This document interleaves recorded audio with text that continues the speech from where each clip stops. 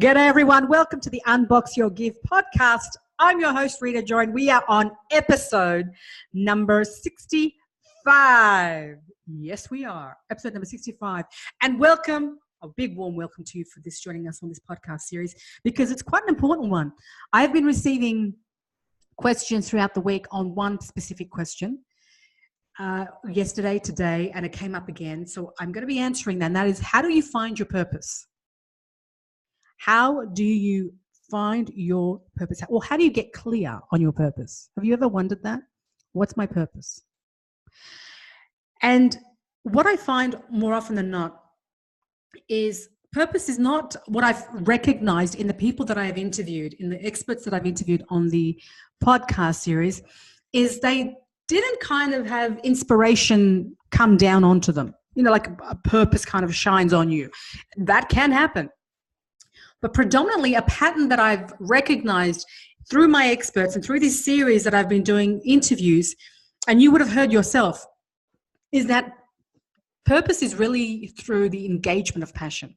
You find your purpose through the engagement of your passion. Now, what does that mean?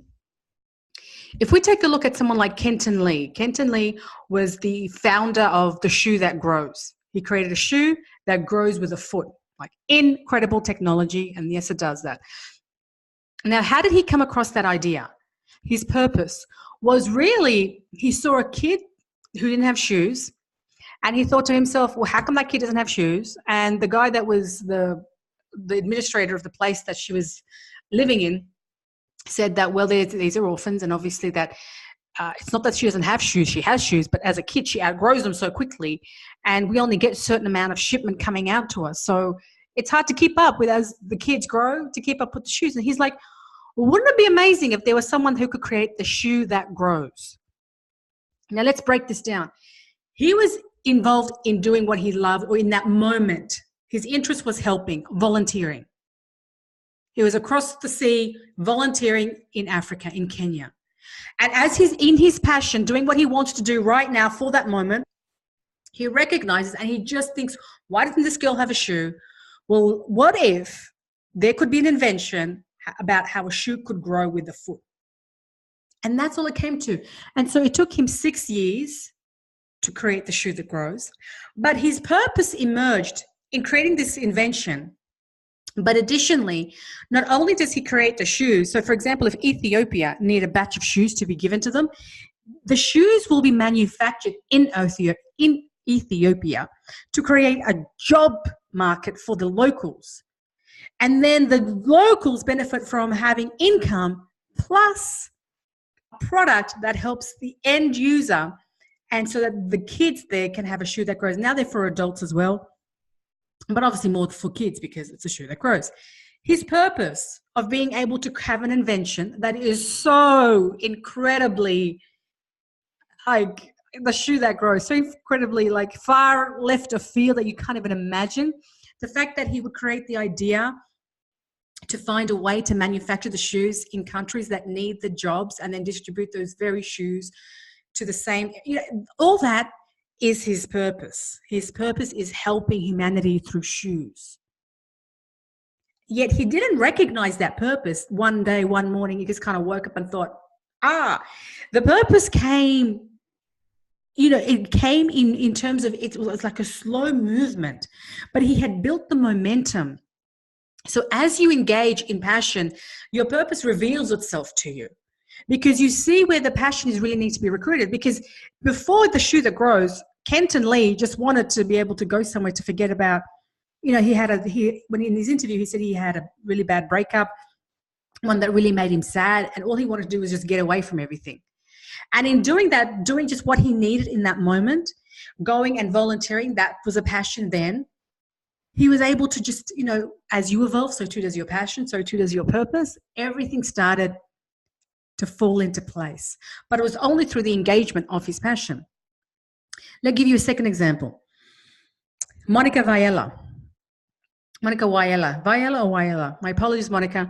When I interviewed Monica, she had come straight from Poland to the US, not knowing a word of English. She couldn't even compile an email, she said, because she just did not know English. But she went into a store and found that there were some cheap shoes. And she looked at the cheap shoes and she thought, oh my goodness, my friends in Poland would so want these shoes. Let me go buy some and I will start, sending them back to Poland. But she had another idea. She came home and she thought, why don't I put these shoes on eBay, Poland's equivalent of eBay, online, and see if anyone buys. And they sold out. Then she went and bought some more cheap shoes and they sold out. And finally she realized, I need to get in contact with the supplier. Who's the supplier of these cheap shoes? So she went to the stores where the cheap shoes were sold and asked them, who's your supplier? And obviously they didn't tell her who their supplier was. So she went into their garbage bin outside and found the name of the supplier and contacted him. And now she had a business online selling women's shoes. And then one day she's in Chicago and she sees a homeless man holding up a sign that says, I need shoes. And what struck her was, okay, I have shoes. I have women's shoes though, but how can I help him? And she went back to her apartment to find some shoes or to get some money, but she went back to find this man and he had left. And that really weighed on her. She thought, well, how can I possibly help him? Like, how can I give him a hand? And then she created the idea of the give back box. Yes, the give back box. So she approached companies like Amazon and she said to them, listen, when you send out a book, whatever you send out, you usually send it out in a box. How about in this box, we put in, as you're delivering it to a customer, the books or the clothes or the shoes, whatever you're delivering, Mr. Amazon, for example, they receive the box, the consumer receives the box, and after they take out the book, the belt, the shoe, whatever they purchased, underneath that would be a slip and says, if you have any clothes that you'd like to donate, shoes, clothes, books, anything, place it in this box. And in that box, there would also have been a self-addressed envelope that they would stick onto the box. All they would need to do is put it into the mail, and that box, that give back box, would now be delivered to the nearest charity with the clothes, the books, the shoes that they don't need. So it saves the consumer having to have this excess stuff at home thinking, I'm going to go and drop it off somewhere. It saves the consumer driving around trying to find somewhere to drop it off. It's easy. They just received something. Now the consumer feels good because now I'm doing good in the world. They put their stuff in. They ship it out. They don't have to pay for postage. They don't have to do anything other than stick that sticker, which is already in the box, put it in the mail. They've done a good deed. The charities receive all these clothes and the books and the shoes. And those who need the shoes, whatever they need, are now able to receive it. That's the idea of Give Back Box. That has become her purpose. She's now closed down her online retail shoe store to focus on Give Back Box. And companies like Amazon pay her a fee to be able to be amongst this philosophy, this thing of Give Back Box. And that's how she does it. So let's break that down. Her passion was to be able to do something in America. She had no money, or she had very little money. She couldn't speak English, and she just wanted to get up and running and doing something that she enjoyed. She found some shoes. She started selling them. That was her passion. Wow, I'm making some money. That was her passion. Now, in the engagement of her passion, right? Remember, purpose is derived from being in the engagement of your passion. She's on the streets of Chicago. She sees a sign. She's like, what can I do to help? I sell shoes, but they're not men's shoes. She goes back. The guy's not there. And she goes, what can I have done to have helped? And she creates this idea of Give Back Box. That's her purpose, and her purpose will probably change. But for right now, like anyone else's will change. But for right now, that's what her purpose is to create that thing that is going to create a greater good. And that's how she got clear on her passion. And that's how you and I get closer to our purpose, by being in the engagement of our passion. See, what I've recognized in the people that I've interviewed, it's not this esoteric, sitting down, being struck by inspiration. That can happen. But in my experts, none of them sat down on a beach or read a book or went for a long walk and got this inspiration. It came in dribs and drabs. It came in incremental steps, that there was the engagement of the passion, having the shoe that, volunteering and seeing that a kid doesn't have shoes, and then incremental steps that then eventually drew them to the higher purpose, the bigger purpose.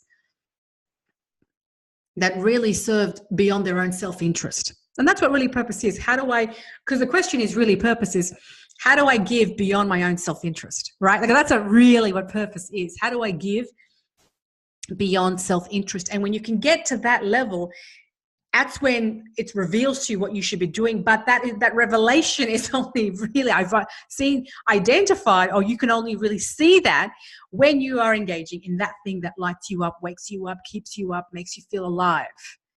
You know what I mean? Last example I'm going to give you. Liz Volpe, another expert that I interviewed on the Unbox You Give podcast. And I had a marketing agency. She had an agency. She was doing very well at the agency, but she felt like, I need a bigger purpose, right? Can you relate? I need a bigger purpose. So she goes out and she travels to Cambodia just because. And if you don't know about the history of Cambodia, Pol Pot, when he was in power, anybody that had an education was killed. Anyone that was schooled was killed. In fact, if you wore reading glasses, you were purged. You were killed because that meant that you were probably educated, even though you may not have been. But if you were reading glasses, that was a reason to be killed in Cambodia under a certain regime. And so when she went to Cambodia, she saw that there was this woman that was trying to build the country, an Australian woman trying to build the country, those who became orphans during that purging. And she thought, how can I help? Like, how can I really? And she went back home to Australia and she gathered the 10 best entrepreneurs that she knew at the time, the 10 best entrepreneurs or something around that number. And she said, guys, I want to put a program together to help the kids in Cambodia be able to sell and market so that they can provide for their families.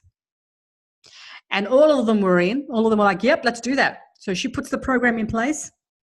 And by the way, she said to me in the interview, which you can listen to, she said to me, and now that I had made the phone calls and they all said, yes, let's do it. She was like, oh God, now I've got to do something. Like oh my goodness, I've got to create a program. I've got to make sure that how do I do the logistics? So now she had to get into action because she had accountability for people who said yes. And she didn't want to look like a fool by not going ahead, saying it and not going ahead. So she now had to she had to walk the talk now. So she put a program together called Dare to Dream, and she travels to Cambodia, and he has been doing so, and teaching kids, the local kids, how to be able to sell and market, say, for example, a pen, anything. The skills of sales and marketing. And then on one of the days of the program, the kids have to actually go out and sell their product or their service. And they're selling it to the local market.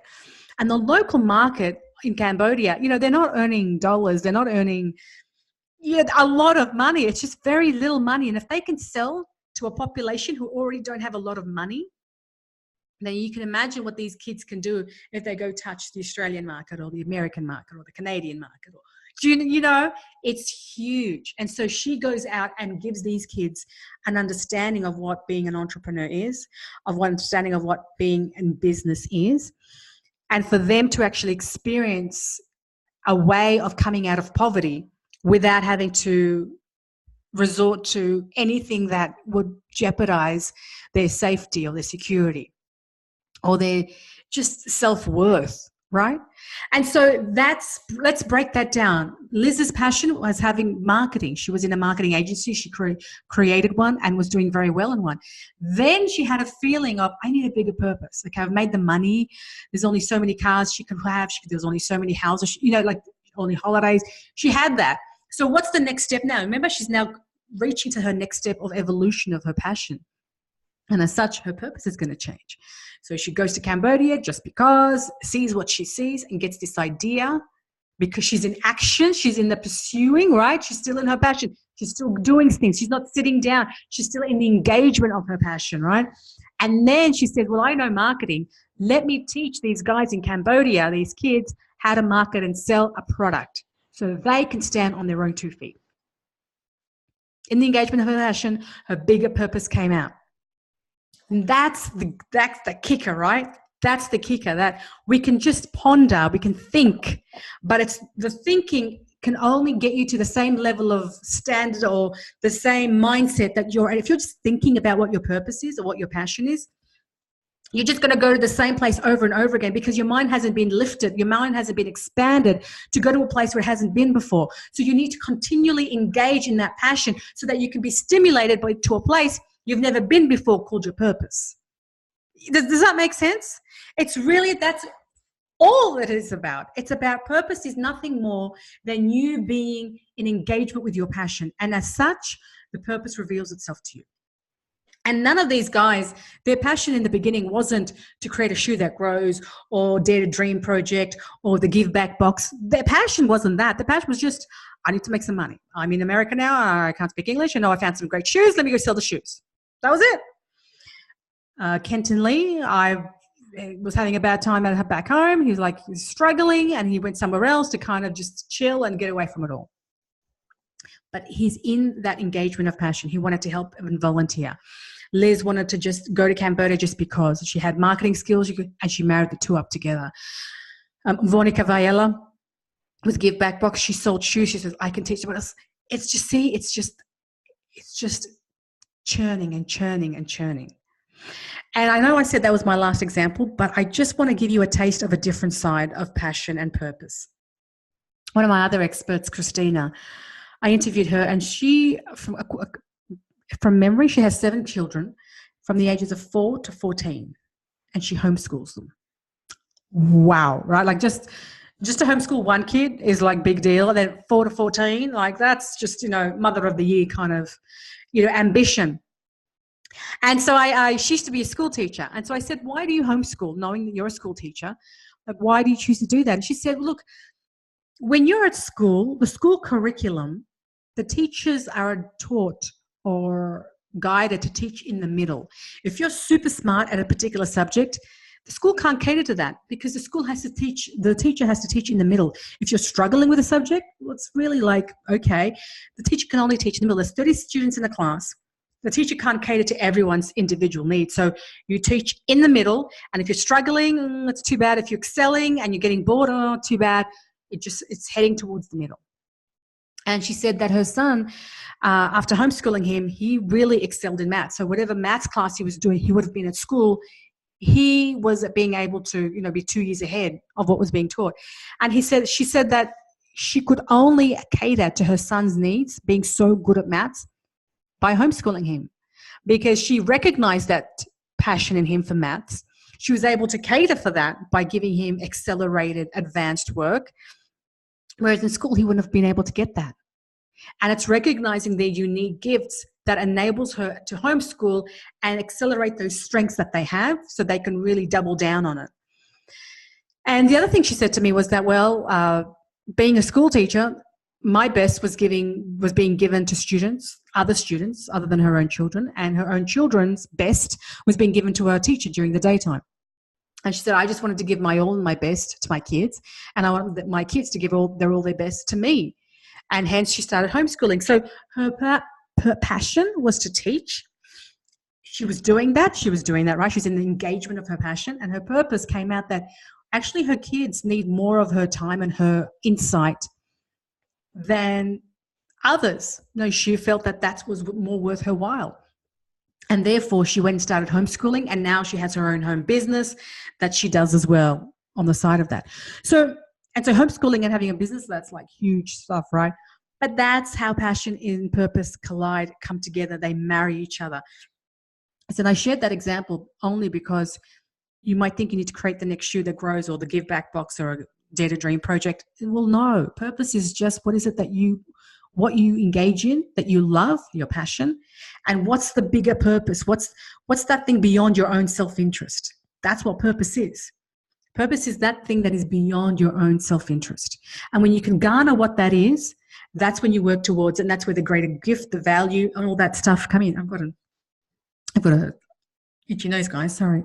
But but my point is that purpose is only as far as where your passion is. And that's why it's so important to engage in something that you really enjoy doing, like completely enjoy doing. There are times that it's going to be up and down, like that's normal with anything, even though it's your passion, but predominantly you enjoy doing what you do. I personally love podcasting. I personally love creating videos. I couldn't in a million years dream that there would be a world that this would be accepted. Like it's just unfathomable that for me to podcast, or for me to be able to create videos, or for me to be able to teach, I would have to either, being hired by a radio station, or have been selected to do something on TV or create. And how many jobs are there in terms of work like that? And then your creative outlet of how you want to distribute, create something is stunted, because obviously you're working for someone else and it's their creativity, it's their show, it's their program. So you've got to obviously abide by that and comply with that. And then, but where does your creativity come? And so this world of where you can be your own broadcaster and podcast and create videos and create inventions and processes like the passion process is unfathomable in a different world, and I'm grateful for this passion that I have. What's my purpose? Where do I tend to think of it? My purpose is, if I can teach one person in this world what their passion is, if I can teach one person, then I know that person is going to be able to take what lights them up. They're going to be able to recruit that gift that they have and give to the world the best that they have, rather than get frustrated, get overwhelmed, feel worthless, stagger behind in school and not know what they're good at. See, once you and I recognize what our passion is and we do that, it gives permission for someone else to do it. It shines the light that it's possible. And once you and I recruit our passion and employ that into our own life, that allows that, what we're good at, we're doing exactly that. So you could be a brilliant historian. You could be a brilliant historian, but because you got the marks for law, you're going to do law. Not because you love law, but because, it's going to look good on your resume. It's going to sound good to your family and friends. It's going to sound good to you and to your ego. But gee, the world just missed out on an incredible historian.